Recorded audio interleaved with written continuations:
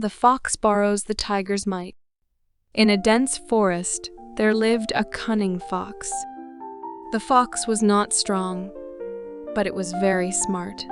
It often used its cleverness to deceive other animals. One day, as the fox was wandering through the forest, it suddenly saw a tiger. The tiger was the fiercest animal in the forest, and all animals would hide far away upon seeing it. The fox was no exception, and it quickly hid behind a big tree, frightened. However, the fox soon changed its thoughts.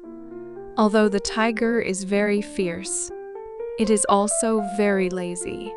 As long as I don't provoke it, it certainly won't attack me actively. With this thought in mind, the fox mustered up the courage to walk out from behind the tree. When the tiger saw the fox, it did not pounce to attack as the fox had imagined, but instead stared at it curiously. Seeing that the tiger did not attack, the fox felt even more proud. It puffed up its chest and said loudly to the tiger, "You fool, don't you know I am sent by God to manage all the animals? If you dare to eat me, God will strike you with lightning as punishment." Upon hearing the fox's words, the tiger was immediately scared and trembled all over. It had never heard of God, nor did it know how formidable God could be. Fearing that the fox would really complain to God, it obediently let the fox go. After escaping from the clutches of the tiger, the fox became even more smug. It boasted everywhere about how imposing it was, and how it had frightened the tiger into a cowardly retreat. Other animals, hearing the fox's words, were filled with awe for it.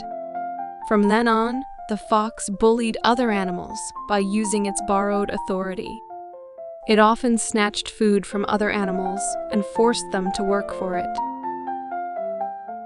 One day, the fox encountered a lion in the forest. The lion was the true king of the forest, and all animals would give way to the lion. The fox was no exception. It was so scared that it quickly hid behind a large tree. However, the fox soon thought again. Although the lion is very strong, it is also very fair. As long as I don't provoke it, it definitely won't attack me actively. Thinking this, the fox plucked up its courage and walked out from behind the tree. When the lion saw the fox, it did not pounce to attack as the fox had imagined, but looked at it curiously instead. Seeing that the lion did not attack, the fox felt even more proud. It stood tall and said loudly to the lion, "You fool! Don't you know I am sent by God to manage all the animals? If you dare to eat me, God will strike you with lightning as punishment." Upon hearing the fox's words, the lion burst into laughter. It said to the fox, "You coward, did you really think you could fool me? I've known all along that you are a crafty fox. Do you think I would be afraid of you?"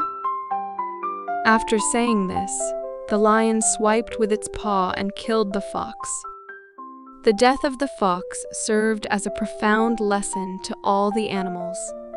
False authority can only bully the weak. It is utterly useless in front of the truly strong.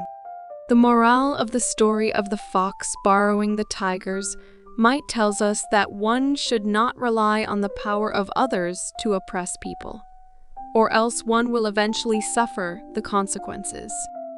We must learn to think independently and not be easily intimidated by the power of others. Furthermore, the story also teaches us the importance of self-awareness. Only by clearly recognizing our strengths and weaknesses can we avoid detours in life.